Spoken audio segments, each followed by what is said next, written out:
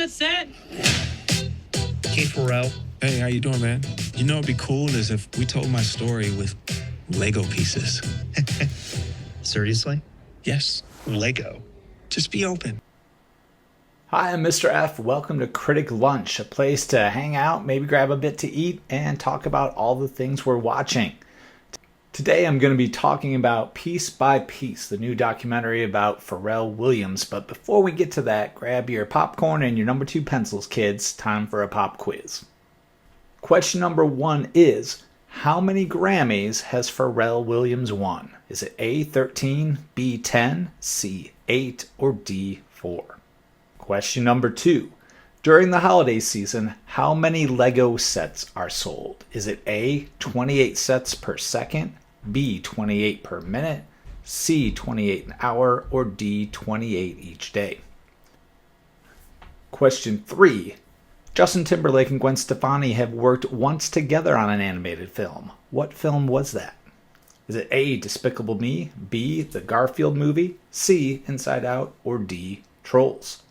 And your fill-in-the-blank question is, did you hear they're going to make a Lego remake of The Wizard of Oz? It's going to be called fill in that blank.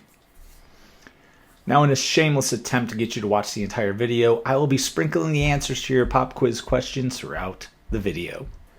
First up today is Monday's Critic Lunch question. That question was, where do you prefer to watch things? On a laptop screen, in the theater, or on TV? And the results are 8% of you prefer going to the theater, 33% of you prefer watching things on TV, and 59% prefer a phone or a laptop. Now, why do people love screens? Well, Snake says it's because you can be super comfortable while watching your stuff. Lejeune Ironskin likes wearing headphones while watching things. And L says it's because there's so many more options. Diamond Queen prefers a TV because theater screens are too big and phone screens are too small. And Ski Rat loves the theater because it's so cool and exciting. Now here at Critic Lunch, we like to talk about the things we're watching with a TNT review. TNT stands for take, as in your opinion about something. Notices, as what did you see and what you saw that led you to that opinion. And T, talking, which is talking more about the stuff you love. Here's my TNT review for Piece by Piece. Piece by Piece is a colorful and inspirational jam. The important parts of Pharrell's life are recreated in Lego. His many, many hits never stop coming at you, and all the while he's sharing wise, bite-sized pieces of life advice. This unique combination builds to something more than 90 minutes of self-congratulations, which it does slip into that once in a while. Now, it might seem crazy what I'm about to say, but I think everyone should go see this movie. And your answer to how many Grammys does Pharrell have? He's got A, 13. That's a lot. Tuesday's Critic Lunch question was, who do you want to see them make a documentary about? Ugg wants to see a documentary made about Tom Brady in order to expose how much he cheats. Someone named No Chick-fil-A Sauce wants to see a doc about Natalie Jane because she's a great singer, she's creative, and writes songs that people can relate to. And Ra wants to see Vin Diesel get the documentary treatment because he'd love to watch him talk about family. Now, what are you all watching and talking about? Well, Ski Rat's talking about a movie called The Black Phone. Here's Ski Rat's thoughts. The Black Phone is a great movie. It's very different. In some way, I felt it was a real story. The things that stuck out to me were the dreams the little sister's having, trying to warn her dad.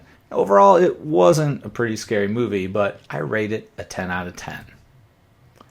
Thank you, Ski Rat. And now the answer to question number 2, how many Lego sets are sold during the holiday season? A whopping A, 28 sets per second.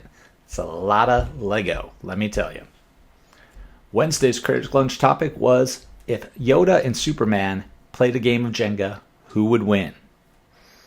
Well, Jake thinks Superman would win because he'd probably shake the table, but Sparky and Chalk Eater think Yoda would win because 1, he's smarter than Superman, and 2, he'd probably just use the Force.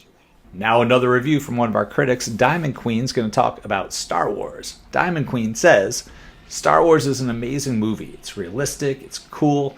I really like the 4th movie because they put so much effort into it. I agree, one of my top 10 of all time, Diamond Queen. You got good taste. The answer to question 3, what other movie has Justin Timberlake and Gwen Stefani appeared in? They appeared in D, Trolls. Thursday's Critic Lunch topic was, what toy or game should be the next one turned into a movie? Rambo thinks there should be a Candyland movie because Candyland just kind of feels like a movie already. And no Chick-fil-A sauce is back. No Chick-fil-A sauce thinks the obstacle course games in Roblox would make for a great movie. I'd love to see both those movies come to the big screen soon. Now our last film review today is from Rambo, who's talking about Madagascar. Rambo says, I think Madagascar is an amazing animated comedy. The characters are extremely smooth and all of them have a different personality. They're all likable and they create good comedy. Sounds like a winner, Rambo. Check out Madagascar, folks, if you haven't already. Now for some coming attractions and things you should watch. First up, we've got Venom, The Last Dance. It comes out in theaters on October 25th. In Venom Last Dance, Tom Hardy returns as Venom, one of Marvel's greatest and most complex characters, for the final film in the trilogy. Eddie and Venom are on the run. Hunted by both their worlds and with the net closing in, the duo are forced into a devastating decision that will bring the curtains down on Venom and Eddie's last dance. I don't know about you, but that sure sounds like a movie I can sink my teeth into. Now, this next movie just came across my radar, but apparently it's been on the National Geographic section of Disney Plus since May. It's called Billy and Molly, an Otter Love Story. A man forms an unlikely friendship with a wild otter while living in the remote Shetland Islands. Now, I learned about this because the Critics' Choice Association recently announced their documentary award nominations, and Billy and Molly got a whopping 5 nominations. With that much love behind this movie from the critics, you oughter love it. All right, about the only thing left to do, folks, is learn the answer to the fill in the blank question. Are you ready for this? For the Lego remake of The Wizard of Oz, they're going to call it Follow the Lego Brick Road. I can just hear the Munchkins singing it now. All right, everyone, thanks so much for hanging out with me. It's great to hear what you're all watching, what you think of it. Thanks for sharing, everyone. We'll be back next week with more from our teenage critics. Until then, keep watching, keep talking about what you're watching, and make every lunch a critic lunch.